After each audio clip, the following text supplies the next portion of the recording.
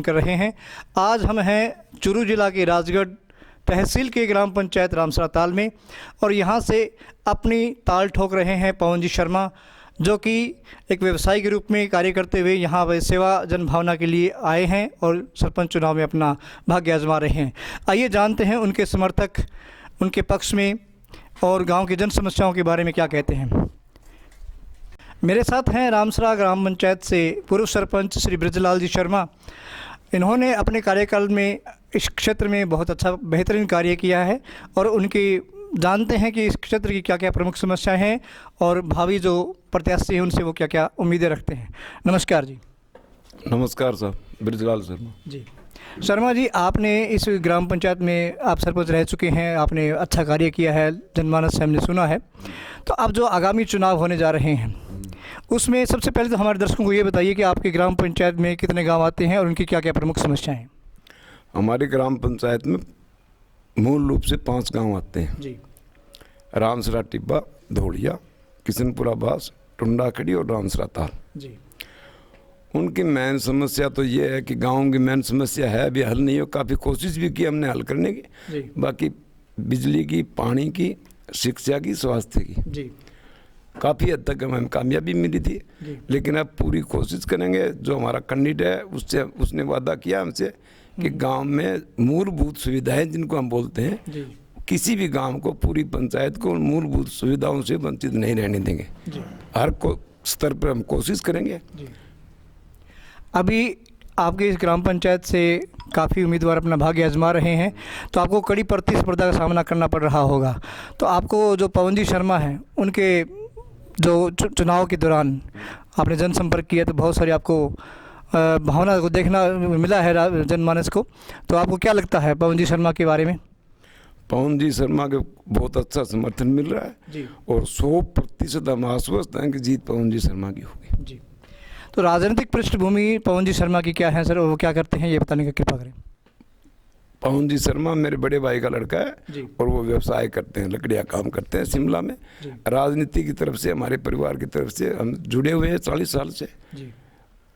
और हर चुनाव में, हर सरपंच के चुनाव में हम हिस्सा भी लेते हैं और हमारा लोगों के अंदर जो है वो काफ़ी जन समर्थन पिछले कई सालों से हमारे परिवार के लिए कामयाब है। तो जो चुनाव में देखने को मिलता है सर कि ग्रामीण क्षेत्र में बहुत सारी समस्याएं जो हैं वो सार्वजनिक रूप से कम और व्यक्तिगत रूप से ज़्यादा होती हैं। तो जैसे कि अतिक्रमण का मुद्दा है, हर ग्राम पंचायत में अतिक्रमण का मुद्दा बहुत ज़ोरों शोरों से चल रहा है। तो अतिक्रमण क्षेत्र जो है इसको साफ़ करने में, उनको अतिक्रमण को हटाने में पवन जी शर्मा से आप क्या अपेक्षा रखते हैं? हम पूरी अपेक्षा रखते हैं कि बहुत ही पढ़ा लिखा, बहुत ही समझदार नव युवा है और पूरी कोशिश करेगा। यदि सरकार हमारे साथ हमारा समर्थन सहयोग देगी तो हम हर स्तर पर चाहेंगे कि जो अतिक्रमण है गोचर भूमि में है या कुछ जोड़ ताल में है, उनको यदि सरकार समर्थन देगी तो हम बहुत कोशिश करेंगे, हटाना चाहेंगे। जो ग्रामीण क्षेत्र में लोग हैं, जो आमजन है, वो ये बहुत सारी अपेक्षाएं रखते हैं कि जो नवनिर्वाचित सरपंच होगा वो उनके लिए जो सरकारी योजनाएं हैं उनका पूरा लाभ उनको दिलवाए। जैसे कि प्रधानमंत्री आवास योजना है, शौचालय है, कैटल शेड है। तो जो ये योजनाओं का जो वास्तविक हकदार है उन तक ये योजनाएं पहुँचे, इसके लिए आपकी क्या क्या योजनाएं हैं? हम चाहेंगे कि 5 गाँव में जो वास्तविक ज़रूरतमंद है हमारे स्तर पर, चाहे हमें जयपुर तक जाना पड़े, उनको जो भी सरकारी योजनाएं हैं हर आदमी को जो योग्य है उस योजना का लाभ लेने के, हर आदमी को पूरी कोशिश करेंगे हम कि हर आदमी को सरकार की हर योजना का, शिक्षा का, स्वास्थ्य का, बाकी जैसे कैटल शेड है, कुंड है, मकान है, शौचालय है, पूरे स्तर पर सबसे पहले हम कोशिश करेंगे हर घर में। पिछली सरकार में, जो पिछली पंचायत थी, अब इससे पहले उन्होंने बोर्ड लगा दिए शौच मुक्त गांव, लेकिन आज भी गांव में काफ़ी आबादी जो है वो बाहर शौच के लिए जाती है और हर घर में शौचालय उपलब्ध नहीं हुआ है। हम पहली होगी कि हर घर में पीने का पानी, शौचालय, स्वास्थ्य की व्यवस्था जितनी जल्दी उसके हर स्तर पर हम करने की कोशिश करेंगे पूरी। तो जो 5 ग्राम आपके पंचायत के अंतर्गत आते हैं उनमें 2-3 गांव ऐसे हैं जो छोटे हैं और उनसे जो संपर्क सड़क है जो ग्राम पंचायत वो नहीं बनी हुई है, उनको कच्चे में जाना पड़ता है। तो बहुत सारी समस्याएं वैसे तो प्रमुख रूप से यही है कि उन सड़कों से उन गाँवों को जोड़ा जाए, और इसके लिए आपके जो सरकारी योजना है प्रधानमंत्री सड़क योजना के तहत उन गाँवों को जोड़ने का प्रयास करेंगे। बिल्कुल करेंगे। हमारे 2 गांव बाकी हैं जो सीधा नहीं जुड़े हुए, वैसे सड़क से जुड़े हुए हैं, लेकिन हमारे पंचायत से सीधे जुड़े हुए नहीं हैं। हमें प्रधानमंत्री सड़क योजना के अंतर्गत या फिर किसी MP या MLA कोटे के अंतर्गत हम पूरा प्रयास करेंगे वो 2 गांव भी हमारी पंचायत हेडक्वार्टर से सड़क से जुड़े। जी, तो अभी आप चुनाव प्रचार में लगे हुए हैं, आपको काफ़ी खट्टे मीठे अनुभव हो रहे हैं जब आप जाते हैं ग्रामीण क्षेत्र में, तो आपको ऐसा क्या लगता है कि पवन जी शर्मा की जीत जो है वो सुनिश्चित है? पवन जी शर्मा एक बहुत ही समझदार, पढ़ा लिखा और बहुत ही युवा लड़का है, और उसकी सोच हर आदमी समझता है। जी, पहले भी हम सरपंची देकर गाँव वालों ने देखा, अब भी पवन शर्मा एक बहुत ही सुलझा हुआ और बहुत ही समझदार लड़का है। जी, जी। और जब लोगों ने उनसे संपर्क किया तो उनको विश्वास हुआ 105% कि यदि पवन जी शर्मा सरपंच बनते हैं इन रामसाताल ग्राम पंचायत के, तो हर स्तर पर हर हाल में जी वो हर आदमी की, गरीब की, किसान की, मजदूर की, हर आदमी की बहुत ही बढ़िया तरीके से समस्या का समाधान करेगा।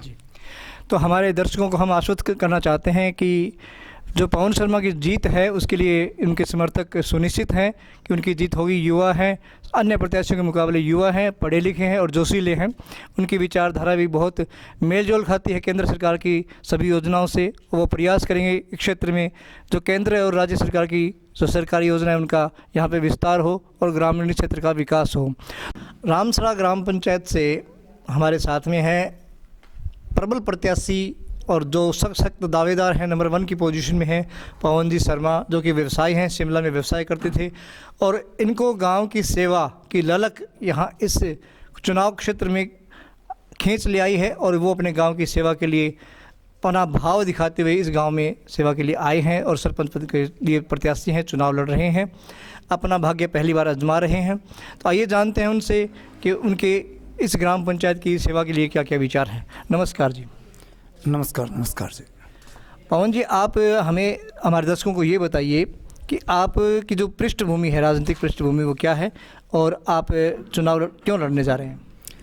मैं राजनीति से जुड़ा हुआ व्यक्ति नहीं हूँ जी, न ही किसी पार्टी विशेष से जुड़ा हूँ। मैं हमेशा जो जनप्रतिनिधि होता है, प्रत्याशी होता है, उसको महत्व देता हूँ, व्यक्ति विशेष को महत्व देता हूँ। आज तक मैंने वोट भी इसी नाम पे किया है।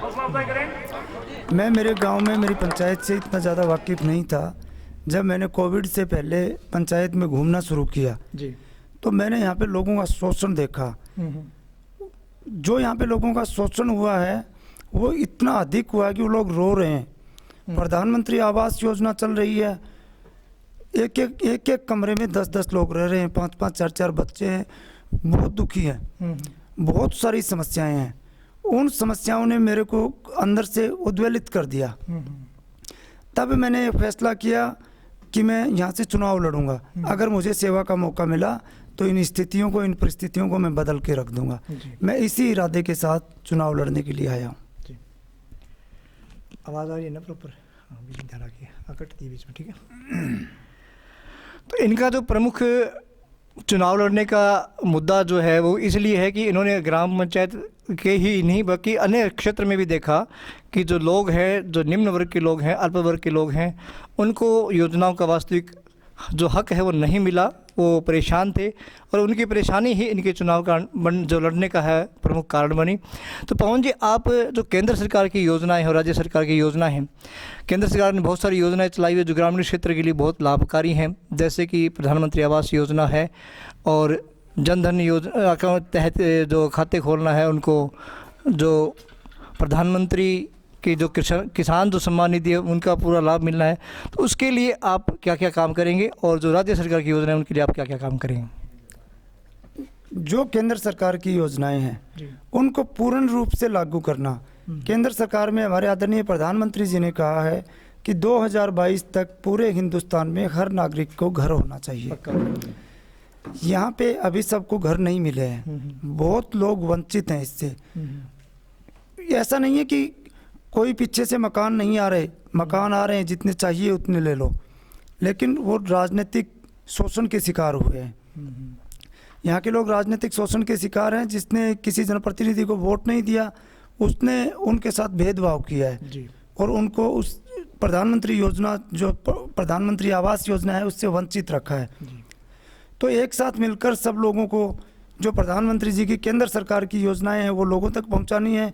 और जो हमारे गहलोत जी बहुत अच्छे मुख्यमंत्री हैं, उन्होंने जो योजनाएं चलाई हैं वो योजनाएं कुछ कोविड की वजह से लागू नहीं हो पाई हैं, उनको पूर्ण रूप से हमारी पूरी पंचायत में लागू करवाना है। किसी भी व्यक्ति को वंचित नहीं रहने देना है। जी। तो पवन जी, आप हमने देखा है चुरू क्षेत्र में जो पेयजल की किल्लत है वो सबसे बड़ी है। महिलाएं दिन भर धूप में खड़ी होकर के पानी का इंतज़ार करती हैं, अक्सर रात को भी पानी भरना पड़ता है। तो इस विषय में आप क्या योजना लेके आएंगे और क्या प्रयास करेंगे घर घर में पानी की व्यवस्था हो सके? ये आपने यहाँ का इस पंचायत का सबसे महत्वपूर्ण सवाल पूछा है। जी। इससे बड़ी समस्या यहाँ पर कोई है ही नहीं। जी। ये एक इतनी बड़ी समस्या है कि माताओं बहनों का इस समस्या के चलते पूरी तरह से शोषण हो रहा है। जी। 50-50 डिग्री का टेम्परेचर और एक घड़े पानी के लिए 1-1 घंटे तक लाइन में खड़े रहना, जी। तब एक घड़ा पानी मिलता है पीने का पानी। अभी हमारे प्रधानमंत्री जी ने पीछे इलेक्शन में, चुनाव में वादा किया था कि 2024 तक हिंदुस्तान के हर घर में नल लगेगा। जी। उस योजना को सबसे पहले हमें रामसरा ताल पंचायत में लेकर आना है। उसके लिए चाहे जहाँ मर्जी जाना पड़े, जहाँ से परमिशन लेके आनी पड़े, हम लेके आएंगे और महिलाओं का ये जो शोषण हो रहा है, इस शोषण से उनको मुक्त कराएंगे। जी। तो महिलाएं सिर पे मटका लेकर के पूरे दिन धूप में तप करके पानी लेके आती हैं, उनके लिए घर घर पेयजल नल लगाने के लिए इन्होंने ये घोषणा की है। तो बहुत ही उच्च विचार हैं इनके। तो पवन जी, आपसे युवाओं को बहुत सारी उम्मीदें हैं, बहुत सारी युवाओं से हम मिले हैं, तो उन्होंने ये बताया कि हमारे यहाँ काफ़ी ज़मीन पड़ी है लेकिन हमारे लिए खेल के लिए ट्रैक नहीं है, जिम के लिए व्यवस्था नहीं है, स्टेडियम की व्यवस्था नहीं। तो आप उनके लिए कोई योजना लेके आएंगे? युवाओं के लिए ऐसा है कि अभी पीछे जो योजना थी, पंचायत की योजना, हमारी पंचायत की योजना, उसमें स्टेडियम की स्वीकृति मिली हुई है। लेकिन अब मुझे नहीं पता कि राजनीतिक व्यवस्था के चलते या किस वजह से वो राशि अभी भी पड़ी हुई है लेकिन स्टेडियम नहीं बनाया गया। अब युवाओं के लिए सबसे ज़रूरी है रेसिंग ट्रैक। 2-3 गाँवों में बननी चाहिए। वो रेसिंग ट्रैक हम बनाएंगे। युवाओं के लिए अपने आप को फिट रखने के लिए ज़रूरी है जिम हम ऐसा जिम बनाएंगे जिसे शुरू किया जाए, उसके बाद उसमें लगातार सुधार करते जाएंगे, उसे सारी सुविधाओं से संपन्न बनाएंगे। उसके बाद स्कूलों में हम योग क्लासेस शुरू कर सकते हैं जिसमें बुजुर्ग, महिलाएं, बच्चे सब जा सकते हैं। इन सब के लिए काफ़ी मेहनत करनी पड़ेगी, लोगों को जागरूक करना पड़ेगा और स्कूलों में बुलाना पड़ेगा और कुछ ट्रेनिंग भी देनी पड़ेगी। तो वो ट्रेनिंग देने में भी हम सक्षम हैं, सबको सिखाएंगे और ये तीनों चारों काम हम करवाएंगे। अभी सिद्धमुख से लेकर के सिवानी जो मुख्य मार्ग पर आपका ये ग्राम पंचायत है कार्यालय है, तो यहाँ पे हमने देखा है कि एक प्राथमिक स्वास्थ्य केंद्र है, वहाँ पर एम्बुलेंस की भी व्यवस्था नहीं है। तो इतने दूर क्षेत्र में जब रात को कोई दिक्कत हो जाती है, किसी पे परेशान हो जाता है मरीज़, तो उनके लिए एम्बुलेंस की व्यवस्था नहीं है। तो उसके लिए आप प्रयास करेंगे इसको CHC बनाया जाए और एम्बुलेंस वगैरह की व्यवस्था की जाए, इसके लिए आप क्या प्रयास करेंगे? बिल्कुल, हमारी PHC को CHC बनाया जाना चाहिए। और सरकार की तरफ से क्या क्या योजनाएं हैं वो तो चुनाव के बाद में हम पता करेंगे। और हम अपनी तरफ से हमारी PHC को एम्बुलेंस से वंचित नहीं रखेंगे। हम इतनी काबिलियत रखते हैं, यहाँ के लोग सब लोग सहयोग करके एम्बुलेंस हर हाल में चुनाव के बाद बहुत जल्द PHC से एम्बुलेंस को जोड़ देंगे। ड्राइवर हमारे पास बहुत हैं, आज हर आदमी गाड़ी चलाना जानता है। किसी को भी कोई ज़रूरत पड़ी, हमारी 5-6 गाँवों की पंचायत है, वो जाकर पेशेंट को यहाँ PHC में लेकर आ सकता है। हमारे डॉक्टर साहब और हमारा स्टाफ PHC का वो बहुत ही कोऑपरेटिव है, वो बहुत ही सोशल है, वो लोगों की हर तरीके से मदद करते हैं। कहीं ज़रूरत पड़े तो वो किसी के घर भी जा सकते हैं। एम्बुलेंस की व्यवस्था हम हर हाल में करेंगे, ये एक बड़ी ज़रूरत है। अभी PHC से किसी को कहीं रेफ़र करना हो तो एम्बुलेंस होनी चाहिए, बिना एम्बुलेंस के कहाँ लेकर जाएंगे। एम्बुलेंस हो, उसमें ऑक्सीजन की व्यवस्था हो, ऑक्सीजन की व्यवस्था वाली एम्बुलेंस का इंतज़ाम हम करेंगे। तो आपकी ग्राम पंचायत में जो 5 गांव आते हैं प्रमुख रूप से रामसरा ताल, रामसरा टिब्बा और किशनपुराबास, धोड़िया और टुंडाखेड़ी। तो पांचों ही गांव में अतिक्रमण का मुद्दा जैसे प्रमुख मुद्दा है। दूसरा जो मुद्दा है वो बिजली पानी का भी है। साथ में किसानों को भी अनेक योजनाओं का फ़ायदा नहीं मिल रहा है, तो उनके लिए आप प्रयास करेंगे। तो आप पांचों गांव में जनसंपर्क कर रहे हैं, घर डोर टू डोर जा करके, तो आपको कैसा लोगों की जन भावना का समर्थन मिल रहा है?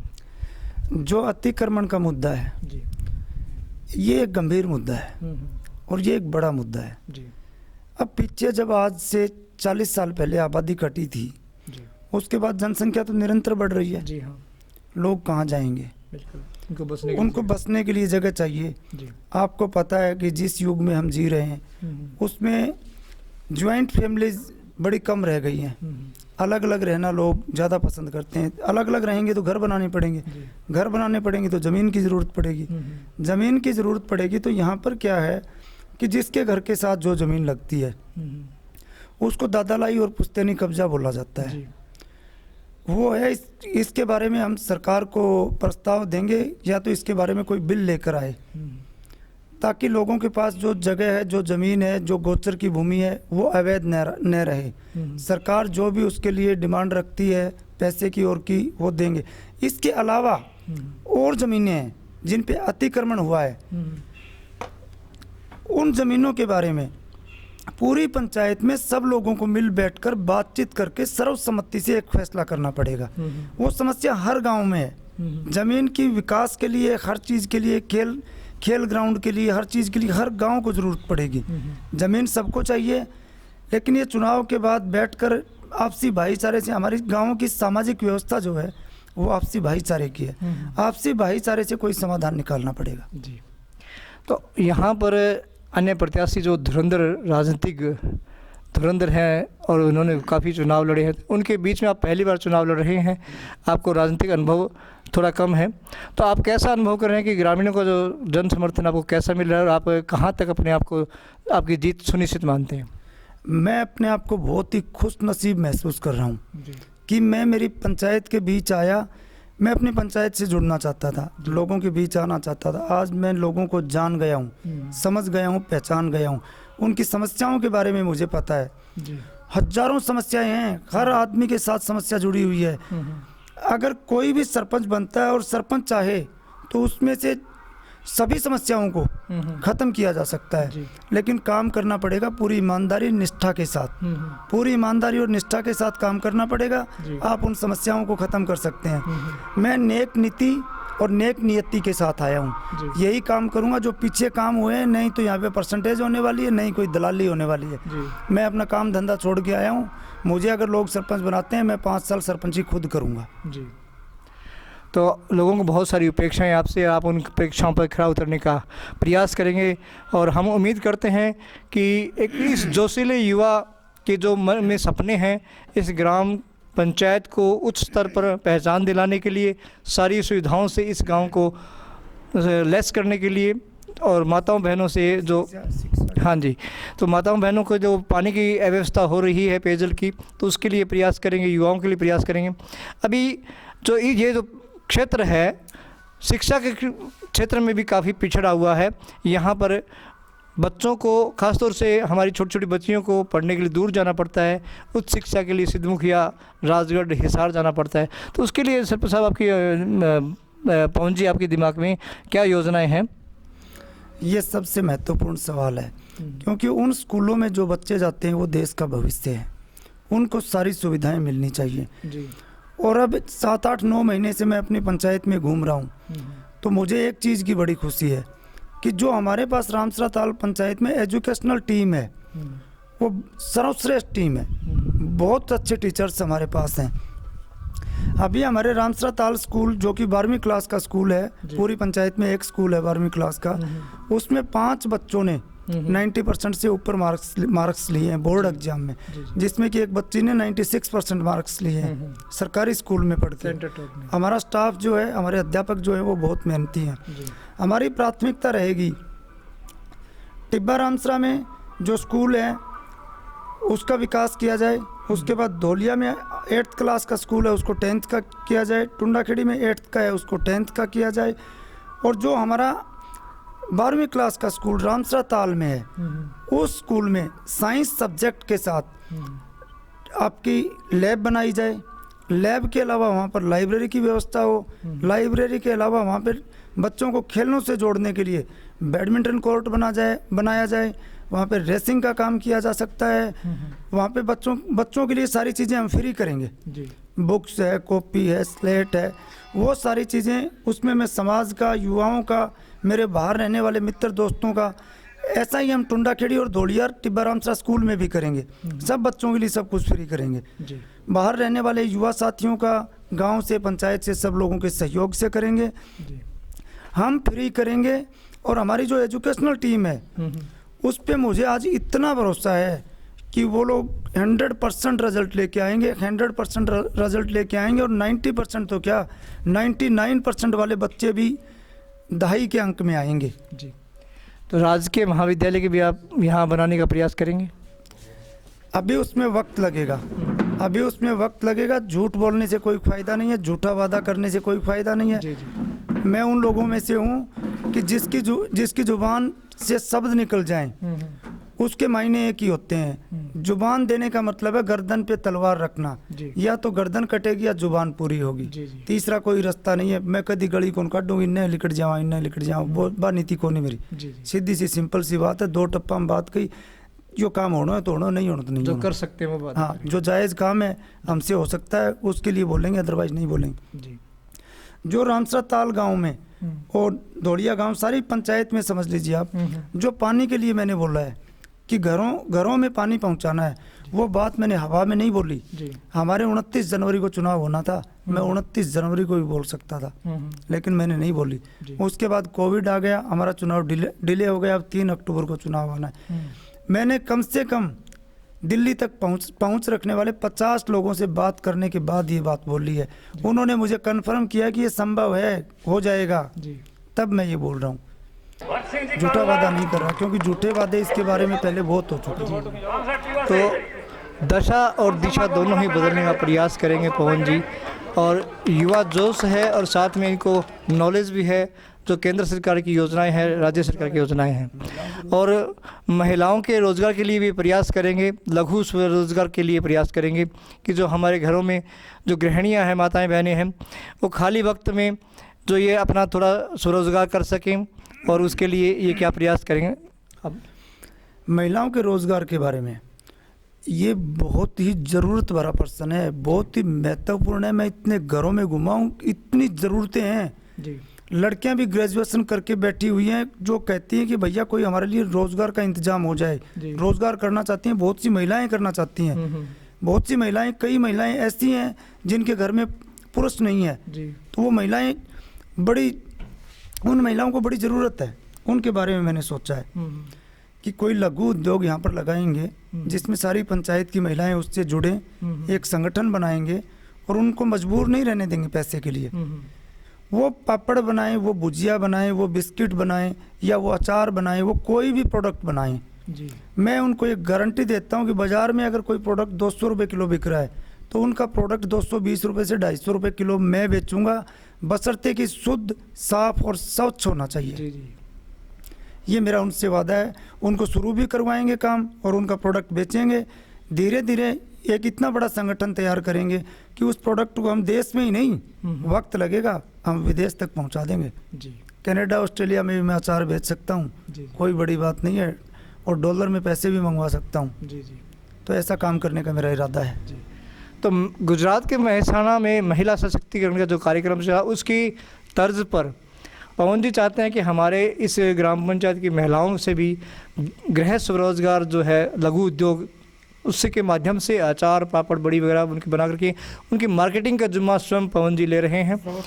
और इस मार्केटिंग के दौरान उनसे जो भी उनका प्रोडक्ट है वो उच्च दामों में बिकेगा और महिलाओं को भी 2 पैसे कमाने का अवसर मिलेगा। तो इनकी बहुत बड़ी योजनाएं हैं। अब बात आती है कि जो ये क्षेत्र है, इसमें स्वच्छता के लिए क्या क्या कार्यक्रम ऐसे आयोजित किए जा सकते हैं। पवन जी आप बताइए। आप कृपा करके अपना प्रश्न दोबारा दोहराएं। जो ग्रामीण क्षेत्र में अक्सर ये देखा जाता है कि जो गलियों में कीचड़ होता है उसकी व्यवस्था से मच्छर पर बहुत पनपते हैं, सफाई व्यवस्था नहीं हो पाती, तो उसके लिए आप क्या प्रयास करेंगे? इसमें मैं जो हमारे प्रधानमंत्री जी की योजना है स्वच्छ भारत, उसके बारे में जिक्र करूंगा। अब उसके लिए कितना फंड यहाँ पे आया है पिछली योजनाओं में, कितना खर्च किया गया है, इसके आंकड़े अभी मेरे पास नहीं है, लेकिन मुझे मालूम है कि हर पंचायत में आया है। और रामसरा ताल पंचायत हमारी ऐसी पंचायत है कि इसमें करोड़ों का बजट आता है जी। करोड़ों का बजट आता है, लेकिन स्वच्छ भारत की राजस्थान रामसरा ताल पंचायत में हकीकत ये है कि यहाँ पर एक डस्टबिन तक नहीं रखा गया है। कहीं भी डस्टबिन नहीं रखा गया है। हम सबसे पहले स्कूलों में जाएंगे, एक जागरूकता अभियान फैलाएंगे, एक जागरूकता अभियान चलाएंगे प्लास्टिक के बारे में और कचरे के बारे में। बच्चों को जागरूक करेंगे कि पेपर फाड़ के वो कहीं भी न फेंकें।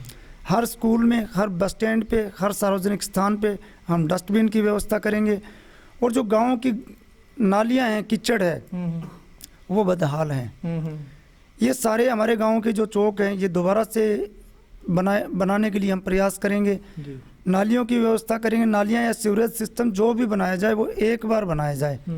और उसके लिए जब जल निकासी का जो प्रोग्राम हम चलाएंगे, हम समर्सिबल बोर करके 10 इंची 12 इंची के बोर होते हैं। आपने शहरों में देखा होगा कि सोसाइटी के पास में बोर कर देते हैं 3 4 5, रिसाइकलिंग होती है उसमें, तो पूरी सोसाइटी का पानी उसमें जाता है और बाद में दूसरा बोर करके बाहर निकाल लेते हैं। उसी सिस्टम को हम यहाँ पे अपनाएंगे और इस जल निकासी की जो व्यवस्था है इसको दुरुस्त करेंगे। तो अक्सर जो ग्रामीण है वो अपने घर से कचरा या अन्य जो सामान होता है वेस्टेज, उसको अक्सर खुले स्थान पर, जो सार्वजनिक स्थान जैसे ताल वगैरह, वहाँ पे डाल देते हैं और वहीं पर अपने गोबर से उपले भी तापते हैं। इसी वजह से वहाँ पे उनको अतिक्रमण माना जाता है। तो उसके लिए डंपिंग स्टेशन की व्यवस्था की जाए, तो इसके लिए पवन जी आपके क्या विचार हैं? इसके लिए डंपिंग स्टेशन संभव नहीं है। हर आदमी को कचरा हो, कूड़ा हो, अपने न्यार गुमार, ये कौन है, गुमार को फूस हो गयो, मूंग को फूस हो गयो, मोट को फूस हो गयो, इन सब से हम अच्छी क्वालिटी की खाद बनाना सिखाएंगे। रिसाइकिल करना, उसको अच्छी क्वालिटी की खाद बनानी सिखाएंगे। और एक महत्वपूर्ण बात मैं बोलता हूँ, अगर मुझे मालूम है मेरा 5 साल का वक्त आएगा, मेरे पग पग पे चुनौतियाँ होंगी, लेकिन मैं महिलाओं को एक बात और कहना चाहता हूँ कि जो उपले बनाती हैं, ये सारे स्थानीय भाषा में थेपड़ी कहते हैं। हाँ, थेपड़ी जो बनाती हैं, ये सारे बेच दूंगा ये तो मैं नहीं कहता, लेकिन किसी महिला के 100 बिक गए, किसी के 200 बिक गए, किसी के 50 बिक गए, किसी के 150 बिक गए। हम एक ऑनलाइन ऐसी व्यवस्था करेंगे, अमेजोन, फ्लिपकार्ट, इन सब के साथ जुड़ेंगे और गाय के उपले महंगे बिकेंगे, भैंस वाले थोड़े सस्ते बिकेंगे, लेकिन हम उपले ऑनलाइन बेच देंगे। पूरे हिंदुस्तान में रामसरा ताल पंचायत के उपले मैं पहुंचा दूंगा। बहुत बड़ी बात है जी। एक उच्च स्तर की ये विचारधारा है, ये कोई सोच भी नहीं सकता कि ग्रामीण क्षेत्र से बिजनेस के जो छोटे छोटे अवसर हैं उनको बड़ा कैसे बनाया जाए। तो पवन जी, हाँ जी, आपने व्यापार का जिक्र किया ग्रामीण क्षेत्र से, मैंने अभी यहाँ पर वक्त नहीं दिया है। यहाँ पे भरपूर संभावनाएं हैं। एलोवेरा से लेके, नीम से लेके, तुलसी से लेके, यहाँ पर सब कुछ पैदा किया जा सकता है। पानी नहीं है, बिना पानी के छोटी सी व्यवस्था में सब कुछ होता है। यहाँ पे मैंने सारे पौधे लगा कर देखे हैं। कुछ पौधे ऐसे हैं, अब नीम है, अब नीम जो है, अब यहाँ लोगों को पता नहीं कि नीम के पत्ते भी बड़े महंगे बिकते हैं, वो हम बेचने की व्यवस्था करेंगे। जिसके पास जितना है, पूरी पंचायत के जिसके जितने, किसी के पास हैं 5 किलो, किसी के पास हैं 10 किलो, किसी के पास है 15 किलो, वो सारे हम इकट्ठे करवाएंगे और चाहे वो किसी भी मतलब आयुर्वेदिक कंपनी तक पहुँचाएंगे और उसमें भी एक अवसर पैदा करेंगे। तो इस चुनाव प्रचार के दौरान, ये जो चुनाव प्रचार आया है वो कोविड-19 महामारी के बीच में आया है और जनता और प्रशासन दोनों ये प्रयास कर रहे हैं कि सोशल डिस्टेंसिंग बनी रहे, लोग मास्क का प्रयोग करें और कोविड से बचें। तो आपके सामने दोनों ही चुनौतियां हैं, जनसंपर्क भी करना है और कोविड से भी बचना है और लोगों को भी बचाना है। इसके लिए आप लोगों से, अपने वोटर्स से क्या अपील करना चाहेंगे? इस मामले में कोविड ये एक महामारी है, अंतर्राष्ट्रीय स्तर पे फैली है। लाखों लोग इसकी चपेट में आ गए, बहुत सारे लोग मारे गए, बहुत गंभीर खतरा है पूरी मानव जाति के लिए, पूरे विश्व के लिए। लेकिन हमारी राजस्थान सरकार ने इसके लिए जो काम किया है उसकी तारीफ होनी चाहिए। बहुत बढ़िया काम किया है। हमारे सारे बॉर्डर सील किए गए, प्रशासन, पुलिस और प्रशासन ने जो काम किया है वो बिल्कुल 100% सराहनीय है। उनकी जितनी तारीफ की जाए कम है। और यहाँ पे लोगों में जो जागरूकता है वो बहुत ज़बरदस्त जागरूकता है। आज हर आदमी इसके बारे में, कोविड के बारे में, हर आदमी अपने आप में एक डॉक्टर है जी, सब कुछ जानता है, कुछ बताने की।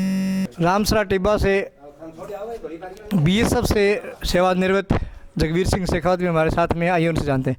राम राम भाई साहब। राम राम साहब। आप चुनाव प्रचार में लगे हुए हैं पवन जी के साथ में, तो आपको कैसा जन समर्थन मिल रहा है? बहुत बढ़िया मिल रहा है और पूरा जी जान से लगे हुए हैं। तो सभी ग्राम पंचायत में जैसे गांव है, टुंडा खेड़ी है, रामसरा ताल है, रामसरा टिब्बा है और दौड़िया है, किशनपुर आवास है, सब आप में साथ जाते हैं, तो आपको कैसा लोगों की भावनाएं देखने को मिल रही है? बिल्कुल, भावनाएं सब पॉजिटिव मिल रही है, बहुत अच्छी मिल रही है जी। सब पवन के समर्थन में है सब। जीत सुनिश्चित है? सुनिश्चित 105%। और आप क्या ऐसे कार्य हैं जो पवन जी से उम्मीद करते हैं कि वो पहले, सबसे पहले प्राथमिकता से करवाएंगे? प्राथमिकता ये है, अतिक्रमण की प्राथमिकता है। इसमें 1982 में आबादी आई थी। ये मत समझो कि आबादी बढ़ रही है तो घर बढ़ेंगे। उनमें किसी की वो अतिक्रमण करने वालों में कोई गलती नहीं है, लेकिन वो तो आबादी लेने पे है ना। आज तक 1982 के बाद में आबादी नहीं आई, तो वो जनसंख्या बढ़ी, वो तो जाएगी, कहीं न कहीं रहेगी। तो उसी हिसाब से हमें विश्वास हो रहा है कि पवन इस टाइप का आदमी है, युवा कैंडिडेट है, बहुत अच्छा है, ये इस कामों को करेगा। अभी मूलभूत जो आवश्यकता होती है गांव में, जैसे बिजली, पानी और गलियों का काम जो है मुख्य, तो कौन से ऐसे कार्य हैं जो आपके गांव में काफ़ी वर्षों से नहीं हुए? काफ़ी वर्षों से हमारे मेन तो यही कार्य है कि गांव की जो गलियां हैं वो हमें बहुत ही बेकार सी लगती है। उसमें कीचड़ भरा रहता है और उसमें पानी बाहर जाने की कोई सुविधा नहीं है। बाहर हम सोचते हैं कि हाँ, एक साइड में कोई वॉश टैंक बनाया जाए, उस पानी को पूरे को एक साथ में इकट्ठा किया जाए, इस टाइप की सुविधा करवाए तो हमें बहुत बढ़िया लगेगा। अभी स्वच्छता के नाम जो केंद्र सरकार योजनाएं चला रही है, स्वच्छ भारत मिशन, उसमें बहुत सारे गाँव में सभी लोगों को लगभग जिनके शौचालय नहीं, उनको शौचालय दिए गए हैं। तो आपकी ग्राम पंचायत में इन योजनाओं का क्या हाल है? हाँ, हाल तो ठीक है, लेकिन पूरा 100% नहीं बता सकते हैं। सबको नहीं मिले? नहीं मिले अभी। अभी प्रयास करेंगे सबको शौचालय मिले? हाँ बिल्कुल, 100%। ग्राम पंचायत को शौच मुक्त करेंगे? हाँ, यस। बहुत बहुत धन्यवाद जी। Okay, thank you. थे आया वोट है पवन जी शर्मा के समर्थन में, तो थाने के लगे पवन जी की जीत निश्चित है? हाँ, जिनसे जीत लागा मन तो पवन की। अच्छा जी। हाँ, जो काम है गाँव में, वह के काम है जो थाने करवाना है सरपंच साहब, और के थाने उम्मीद है?